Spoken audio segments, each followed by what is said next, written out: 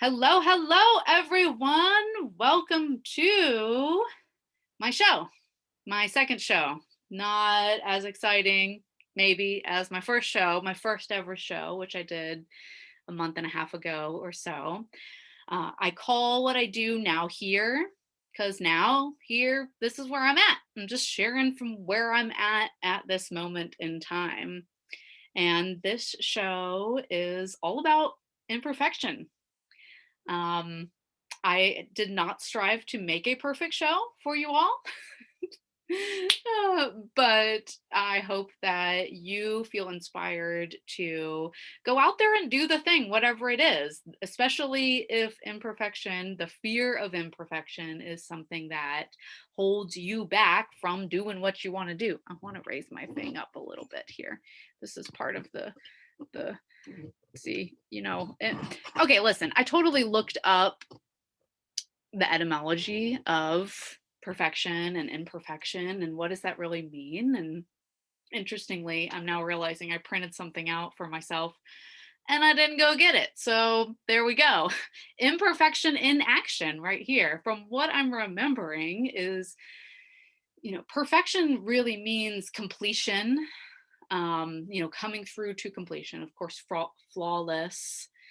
And so for something to be incomplete, which I think that all of us, like, we're still living, our lives are incomplete. So there was at some point an association with imperfection with being a sinner and sinning and all of that sort of thing. So I wonder culturally if that's where this like self-judgment on our imperfections lies. Whereas at the same time, when we're creating something, anything from a show that's like from my heart and my art and all of that to like making some dinner or gardening, that's a place I feel like a lot of people's self judgments can come into play. Like they've killed plants and they feel so bad when I'm like, no, that's part of what happens. Plants die. It's okay. And so I just hope that the overall message here is that you feel okay to do some things imperfectly. And I don't know that in and of itself could be a type of perfection, if you will. Okay, so I wanted to start off with a song that is a cover of a Ani DeFranco song. I don't know, will I ever be able to do a show without covering some Ani DeFranco song? Iris, I know you know how that's so hard not to do because I've just been incredibly influenced by her work.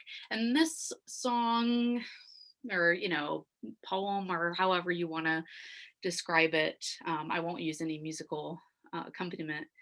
It's called Freak Show. And I used to this was one of the poems that I would use often to open our open mics with. And I think that for me, it communicates, I don't know. You know what? I'm not even going to tell you. You can listen and let it communicate whatever it communicates to you. So it goes like this. Life in the circus, it ain't easy. But the people on the outside don't know that the tent goes up and the tent comes down. All that they see is the show. And the ladies on the horses look so pretty. And the lions are all looking real mad. And some of the clowns are happy. But some of them are sad. But underneath is an expression that the makeup is not making. Life under the big top, it's about freedom, it's about faking. There's an art to the laughter, there's a science. We need a lot of love and compliance. Welcome to the freak show, here we go. It's just another freak show, here we go. I said, welcome to the freak show, here we go. It's just another freak show, here we go. We live to hear the slack jaw gasping. We live under a halo of a held breath. And when the children raise up their giant shield of laughter, it's just like they're fending off death. And we can make something bigger than any one of us alone. And then the clowns will all take off their makeup and all the people will all go home. Life on the outside isn't easy either. There's no elephants, no sequins, no parading around. The circus comes and the circus goes, and we're all stuck in this stupid town. We need a lot of love and compliance. Welcome to the freak show. Here we go. It's just another freak show. Here we go. I said, welcome to the freak show. Here we go. Welcome to the freak show. Here we go. Enter the crowd clapping. Woo! This is when being on Zoom is totally, really totally weird. Oh, good. Somebody clap. Yay. Thank you. Anyways, I just really love, number one, it's welcome to the freak show. Like, this is my freak show. Y'all are really helping me fulfill my childhood dreams, because I can't tell you. I am, by the way, living in my childhood home. This isn't my childhood bedroom, but my childhood bedroom is on the other side of this wall over here.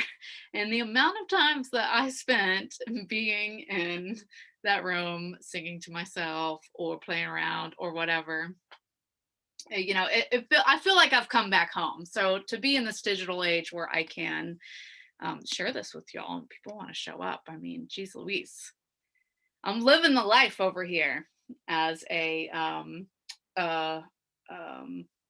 reborn performer, if you will. Performing is something that I used to do more often, but let myself get away from it for all kinds of like judgments on myself reasons, or like, that's not what you're supposed to do, or you can't make money doing this. Are you kidding me? Not a constructive use of your time. Oh, so many things that my ego would tell me. And a lot of it would go back to this judgment of being imperfect, right? So we're going to back up in my life story here.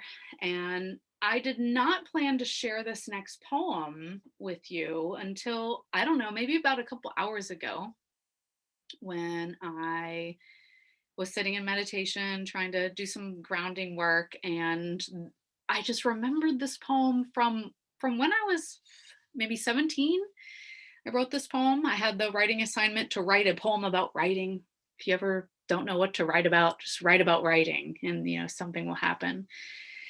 And I realized that I feel like in a lot of ways connects to this belief of this constructive belief of allowing ourselves to do something differently and to follow our heart and our dreams.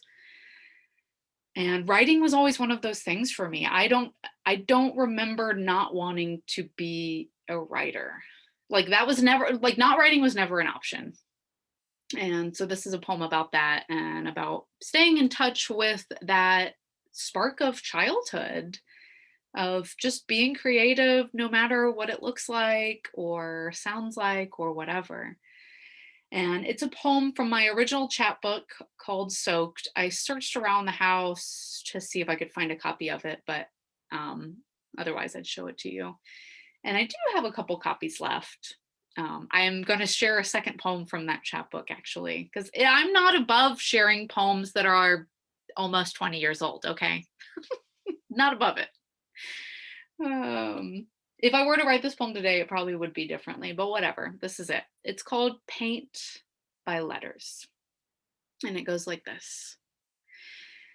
I have been scribbling since before my fingers were conditioned to coordinate, pressing harder, making waxy red murals on off-white walls.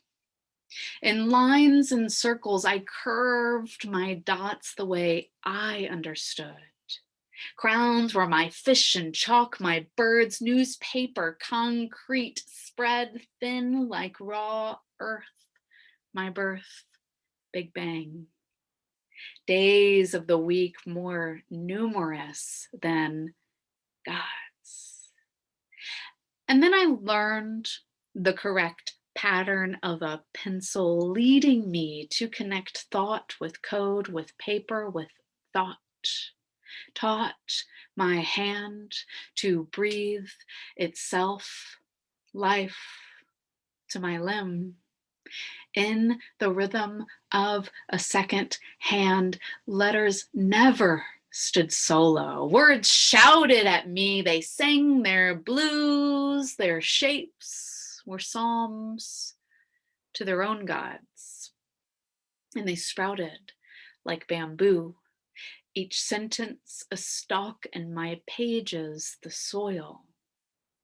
But when read aloud, words vibrate like reeds in my vocal cords. I play sax with my syntax, oboe with imagery, pauses ring with vibrato of flute, and poems become overtures. I am Holst, Stravinsky, Gershwin.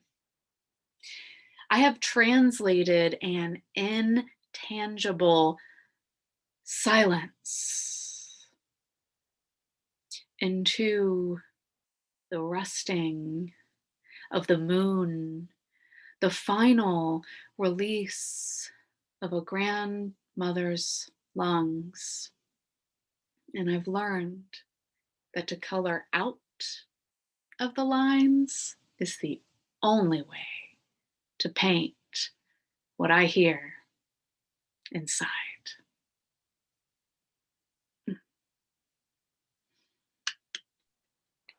I just clap for myself. It's all right. It's all right. Okay. So now I took you back to high school. That was in a creative writing program that was amazing and gorgeous and really gave me a sense of belonging, which I always and forever need. That has not changed to this day. But my friends, we're going to go back farther than high school, back to preschool. And I want to tell you, the people that are close to me are like, can we please stop hearing about the seahorse picture? No, I'm going to tell you about the seahorse picture, okay? And this is a learning opportunity. I mean, a teaching opportunity. I don't know, well, maybe, hopefully a learning opportunity. It was a learning opportunity for me. The short of it is, it all began listening to these coaching sessions with this person named Mel Robbins. She's got a bunch of stuff out there. I'm listening on Audible. Something about her sessions like triggers things in me to realize stuff I've been carrying around. And this was one of them. I don't even remember what it was, but somehow I started thinking about this seahorse picture that I still remembered from preschool. And basically, I fucked it up. I meant to give I'm totally will use some expletives. So I hope, if you've got little ones, get some earbuds. Not a whole lot, but it'll come out. I meant to say that earlier. So I messed up the seahorse picture, okay? And I have carried this around with me, not the actual picture, which I do have now. Thankfully, I'm an only child and my mom has kept everything, including my messed up seahorse picture, which, by the way, she didn't even see as messed up. It was like a Mother's Day thing. We were supposed to color the seahorse and then cut it out. And I was like so excited because seahorses are awesome. They're really freaking awesome. And I'm like, yeah, I'm going to make the best seahorse picture ever. And I color it and I cut it out. And it's, 7 different pieces, horizontal pieces. And they're labeled on the back. I mean, the teacher labeled them so that you couldn't mess it up. Thank goodness. Except you could. I found the way that you could mess it up, that I could mess it up. And so, my friends, I'm going to show you. I'm going to show you the seahorse picture. Are you ready? Okay, hold on. I have it. Now, I am reframing this entire incident by putting it in an actual frame. And eventually I plan to collage around it and we'll do a whole art therapy thing around it. But here is my messed up seahorse picture, okay? Okay, I know the light. Oh, the light and the glare. There we go. Oh, do you see these pieces right here? Do you see these pieces? They are upside down. They're in the right order, but they're upside down. Does that not look like one messed up seahorse or what? Oh my goodness. I cannot tell you. I was so like I can remember being embarrassed as a preschooler. They're all hung up next to each other. Everybody else's seahorse. I mean, some people like were not as good at coloring as I was, but oh man, I knew which one was mine because I could see it right off the bat. And I was so embarrassed. I was so embarrassed by the seahorse picture. And I made it for my mom and I wanted to share it with her. And I just remember feeling really ashamed, honestly, to share it. She's like, "Well, I hope this is the last time I hear this story because it really pains her to listen to it." But I'm like, no, no, no, it's a good thing. I find it quite endearing at this point. I think it's adorable. I can just picture little Nissa. And I've done a lot of inner child work around this, but this is something that I can trace back to, like, this is when I started telling myself, I'm not good at visual art. I can't be trusted to do things right. I don't know how to follow direction. All of these limiting beliefs, right? That I'm like really working on undoing.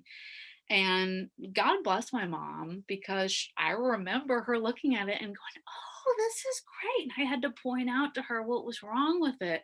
She did not care. She did not care. So, okay, I'm glad I got that off my chest. Y'all see my seahorse picture now. Hopefully, you don't think less of me. But it's one of those things that by embracing this thing, like literally, I look at it every day. It's on the wall. I like enjoy looking at it because I think, oh, look at that. We totally messed that up. And you know what? It was okay. It was okay. I can still do great things or whatever. Or better yet, I can mess things up. I can mess more things up, which I'll probably do throughout the show. Uh, but my friends, the one of the gifts that my mom has given me in this lifetime is this power of unconditional love, which I've learned to um, internalize for myself, even with seahorse pictures and all the other things that I mess up because I'm human, and to be able to give that unconditional love to others, which I hope that you feel watching this. So it has inspired within me a understanding of the divine mother and the love that the divine mother has for all of us, which means also you.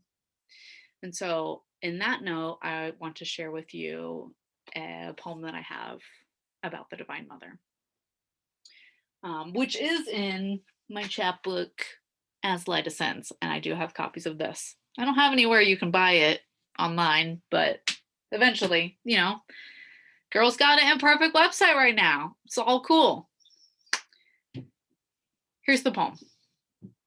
It's called One Mother. And it goes like this.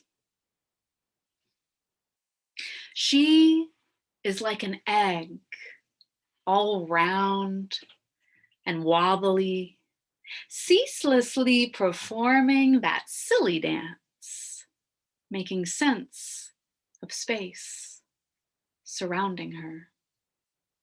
She is rooted in her own navel, the soil pregnant with possibilities.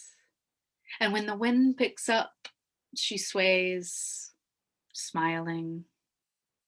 And her limbs gently stretch through creation so that she may playfully place crowns on all her children with no exception. And when we fall, whether it be from floor 15, from fascination, or from grace, she is that perfect, permanent pillow that swallows us whole in her linen and feathers, and then gently eases us back to the surface so that we may again take a look at this bright, revolving world that we had somehow forgotten how to see.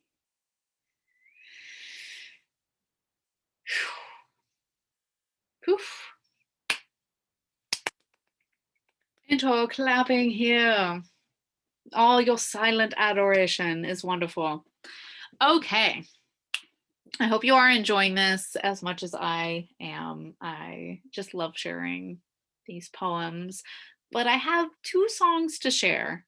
Well, a song and then another poem and then another song and then another poem, and that's it. Besides whatever kind of ad lib stuff I might do. Okay, seahorse picture will go over here. Okay. This next song is very, very new, but is inspired by a friend. I've been writing all kinds of friend songs lately because I just love them to pieces and I'm so inspired by them. And this is a song that came through a couple weeks ago, very similar to my Shadow Man song, which you might have seen. It's on my blog. You can go watch it there, which was basically I'm listening to an instrumental lo-fi track trying to do something else, and then I hear all these lyrics come through and I'm like, oh, this is totally a song. So shout out to my guitar teacher who has more than once had me come in and go, hey, tell me the chords to this song, and I play some other song and he tells me what chords they are, and then I can write an actual instrumental or an instrumentation part to it. And so I'm going to play for you my first keyboard song, which I do hope to make a little more complex at some point, but this is where it's at right now. Remember, imperfection is about things not complete. And yeah, I would say that's where this is at right now. So let me just do a little rearranging and also grab my water. So we're going to try out the keyboard situation over here. Ooh, we did a little test run. Oh my gosh. Don't lean on the keyboard unless you want to just play music with your belly, because that's what just happened. Okay, so y'all come over here. Come on, come a little closer. Come a little closer. I am noticing, just by the way, note to self, note to other performers. It's so interesting, especially doing poetry on Zoom. And I had people say last time, hey, when you're farther away, we can't hear you as much, which I think is a bigger deal when I'm singing because it's so difficult to sing loudly. I mean, it's difficult to sing anyways. I totally have all this stuff around singing. So I'm really pushing my comfort zone today and now in my life by singing. Anyways, so I'm all self-conscious about like, oh, I need to be close to the computer, but then I can only use my hands in this one little frame here. So it's just, I can't wait till we can do this live and I can use my whole body and I can see you all, which I can't see everybody's not on video, which is cool. I get it. And I'm trying not to pay attention to other people anyways. Oh, I see Lindsay made it. Hi. Okay. So I'm going to just put the chat up again so that I can see. We're good on sound, y'all? Just like somebody tell me.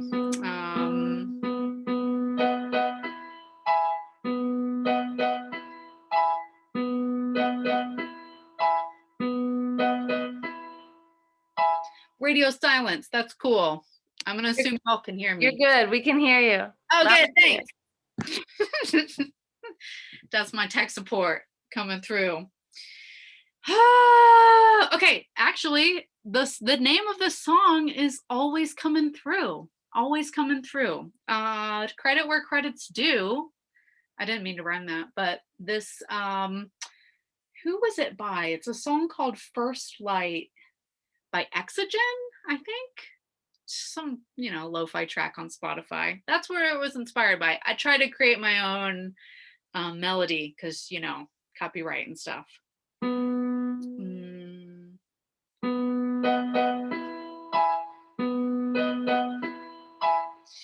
It's not quite how it goes, but we're just going to do it. There we go. Get the beat right. When I don't know what I'm gonna turn to, I'm texting you. When I don't know what I'm gonna do, you're always coming through. When I don't know who I'm gonna turn to, I'm texting you. When I don't know what I'm gonna do, you're always coming through. Find me in the corner, back slumped over a chair. I think I might be a goner, but you're always there. Oh, there.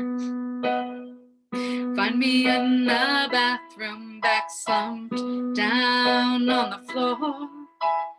When I feel alone, you're always back for more. Mess that up. When I don't know who I'm gonna turn to, I'm texting you. When I don't know what I'm gonna do, you're always coming through. When I don't know who I'm gonna turn to, I'm texting you. When I don't know what I'm gonna do, you're always coming through. And me crying, I'm forgetting the words, and it is my own song. Come on, you got this, nerd. Now I'm just freestyling about my own song, but nobody will know if I sing it wrong. In the darkness I am crying in the middle of the night, but then I see you coming, bringing in the light. In the blanket of the sky I can see the moon. It reminds me when I feel alone, you'll be coming soon. It's a song about friends, you know, the ones that got your back.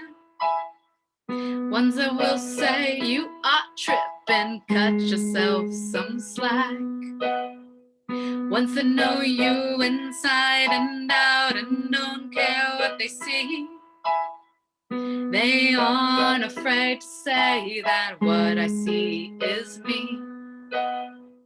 When I don't know who I'm gonna turn to, I'm texting you.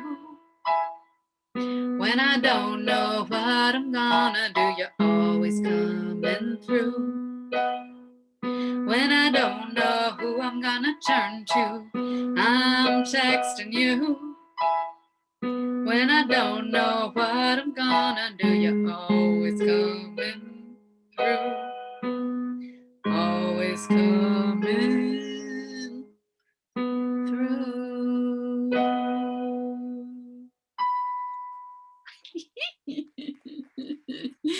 Oh, I hope that was as entertaining for you as it was for me now. Thank you for the clappies. Oh my goodness, that was fun. All right, well, at least I recorded my ad lib part on there. There were some unofficial lyrics going on in that piece.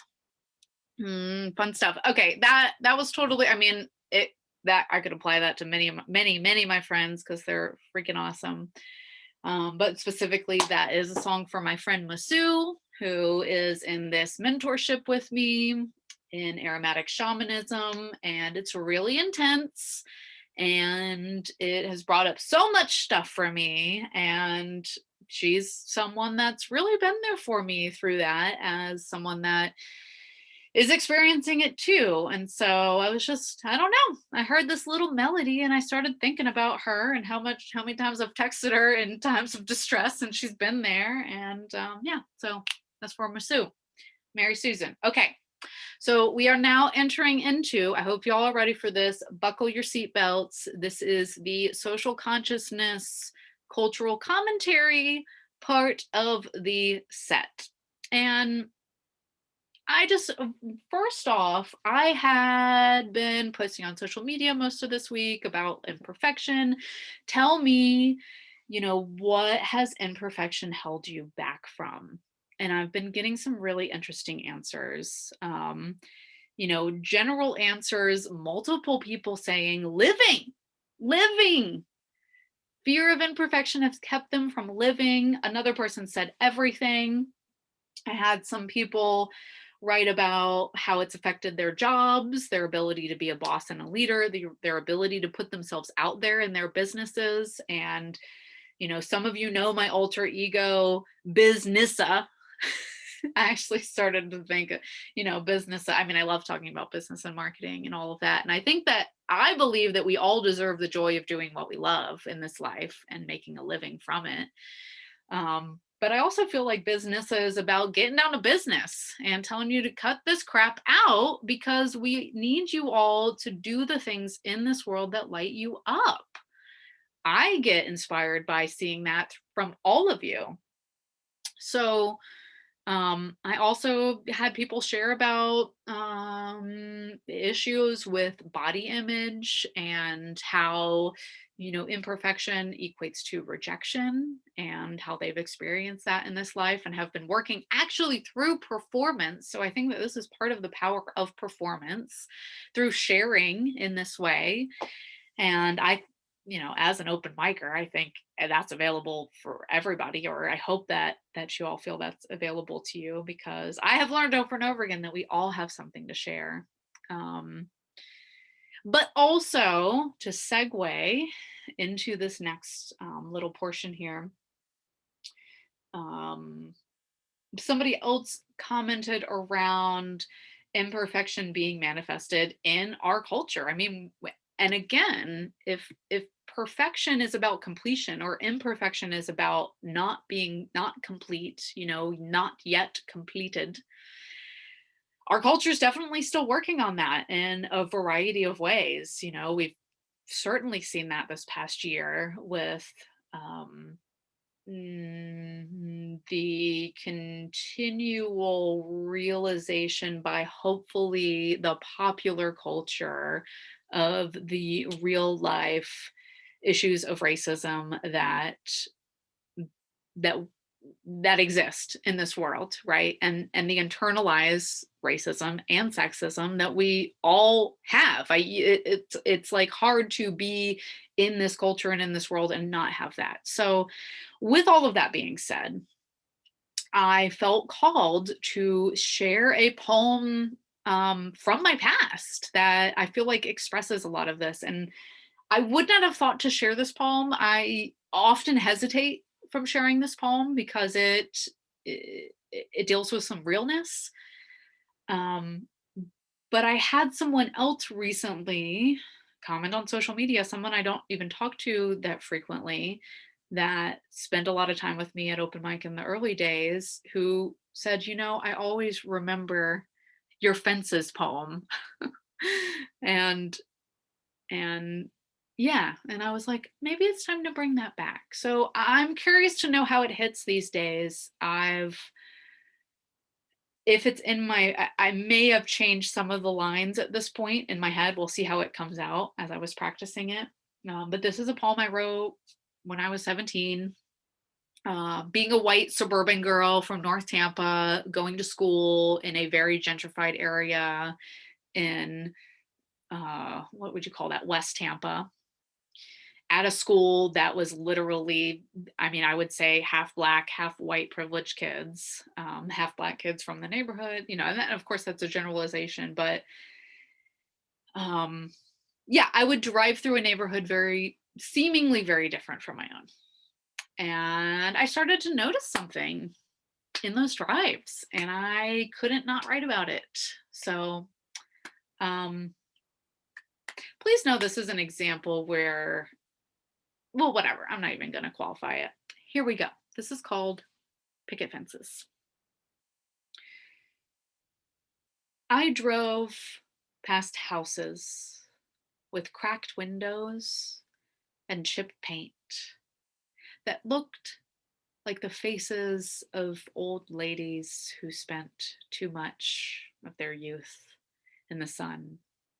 Lawns were overgrown, blades and leaves strewn carelessly like the hair of a Rastafarian man dancing. And children on bicycles with wheels that were long ago bent from a perfect circle. Men, mothers, grandmothers had arms crossed, leaning on front porches, on the faded hoods of Pontiacs. And I studied their atmosphere, their skin, the color of an unlit lake at night, and then caught their glances my way before they returned to close. Before they returned conversations I could hear over closed windows and my own stereo, the bang of my door locks was louder. And I wondered if they could hear it. Maybe heard it before and learned to ignore it. And I mean, it's funny. I love men with darker skin. But once the houses appear out of uniform, I hear my mother's voice saying, "Oh, but without the picket fences and trimmed grass, things can get dangerous." My children are multiracial. I love them and their father the same, but does that mean when I drive to the in-laws, my children hear the doors locking them in? And you know, when I pulled into my own driveway, I saw there was nothing between my house and the street.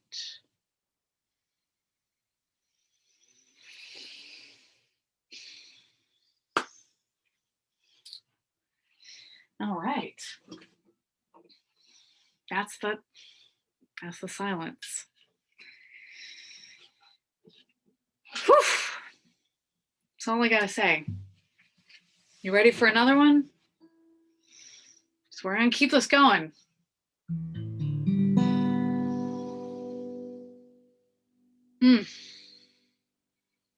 Good time for a water break, I think. You know, get hydrated.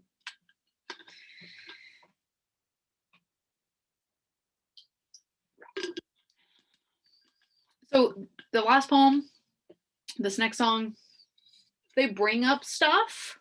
It's okay. Like, it's okay. We're all working through all the fucked up shit in our world. We're all doing it. No matter where on the totem pole or on the spectrum or the demographic you are, okay? Ooh. Splish. We're all working through it. And art, my friends, is one of the ways. So what was it? I think it was September. We lost a really great woman in this world, Ruth Bader Ginsburg. And I want to admit to you all that even being a women's studies major on the master's level, I was not aware of the work that she has done for us. It actually took listening to this podcast, a spinoff podcast series from Radiolab, interestingly called More Perfect. And the episode, it's called Sex Appeal, that they did about one part of RBG's work in this world, that I realized what a genius and what an asset to my life, to the lives of all of us, especially, you know, us identifying as women, female bodied. And so at that time, I think most of you know, I lost my father suddenly on June 8th. And within a month after that,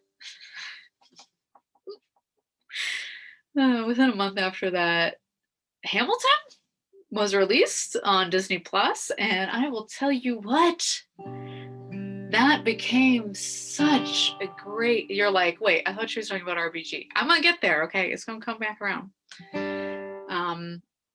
Hamilton was just is a really big part of my healing process, and I was just like really determined to learn some songs on guitar. And I started with the song "You'll Be Back." And so, anyways, I was just playing that song, and then RBG passed, and I was really feeling it. Really feeling it. I had just watched that documentary about her too. It's amazing. Please, please, if you're not aware of like why I would even be feeling it, please check it out. And so I ended up writing this song from the Hamilton song.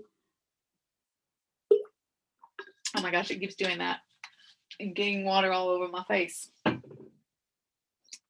Talk about imperfect, right? Okay, so I'm gonna play the song. It's called Please Come Back, and it's for RBG.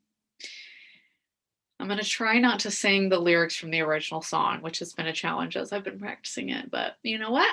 We're just gonna do it how it is, right? Here we go.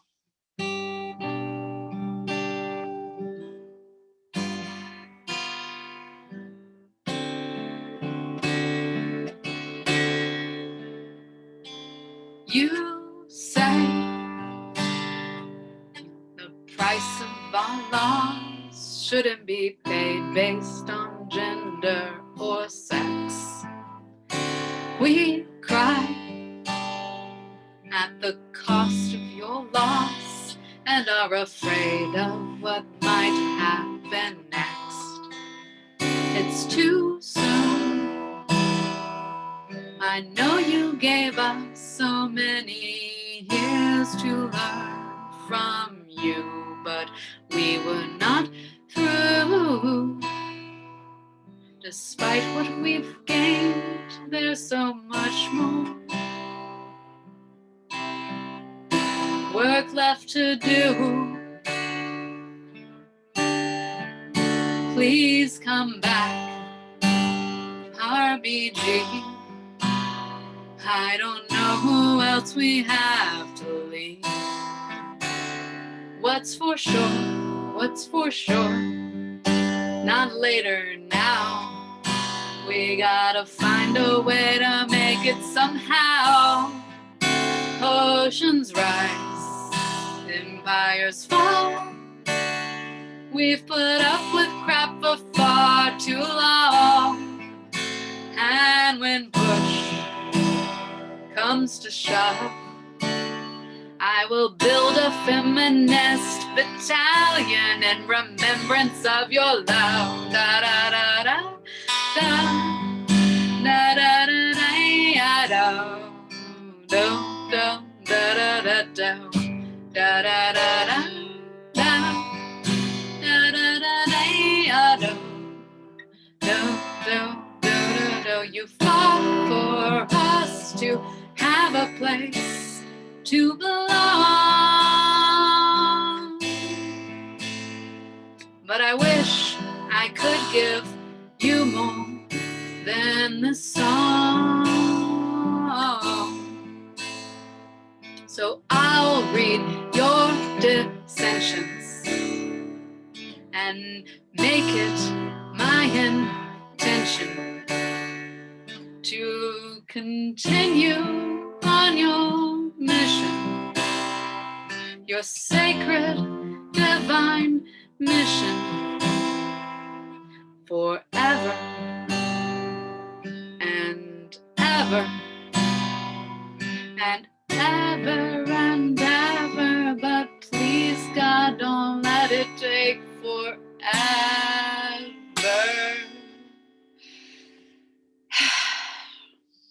Okay, so now it's time to speak our minds while it is not a crime. say the truth, and I don't care if it makes them all a little scared. Oceans rise, empires fall. Can't you see I'm fighting for us all? And when push comes to shove, I don't care if you're friends or family. Don't get in the way of my self-love. Da da da da da da da da da da da da da da.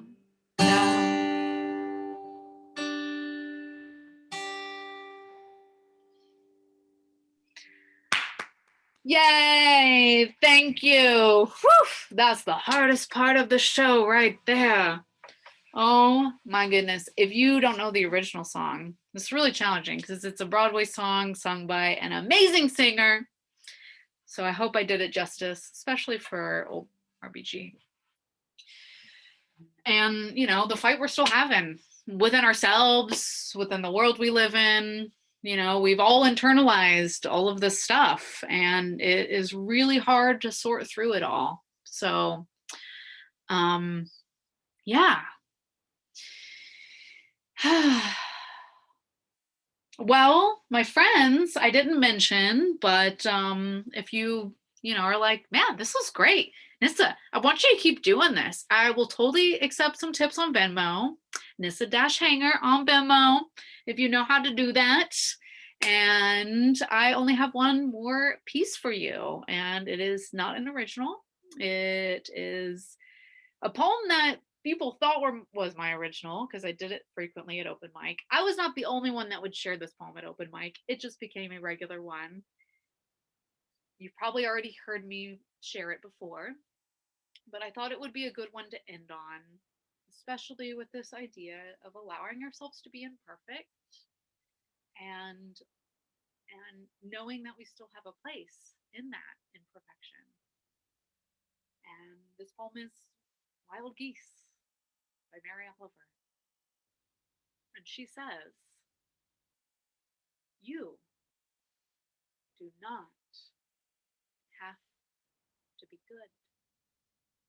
You do not have to walk on your knees for 100 miles through the desert repenting. You only have to let the soft animal of your body love what it loves. So tell me about despair. Yours and I will tell you mine. And meanwhile, the world goes on. Meanwhile, the sun and the clear pebbles of rain are moving across the landscapes, over the prairies and the deep trees, the mountains and the rivers. Meanwhile, the wild geese high in the clean blue air are heading home again. Whoever you are, and no matter how lonely, the world offers itself to your imagination. It calls out to you like wild geese, harsh and exciting, harsh and exciting, announcing your place in the family of things.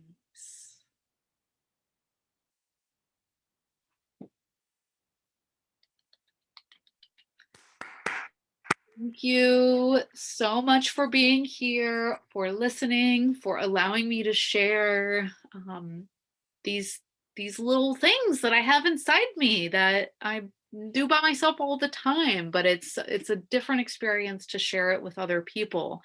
And I know that I am so glad that I did not let my imperfections keep me from sharing it. And so I hope that you feel the same too, and that I will see you soon.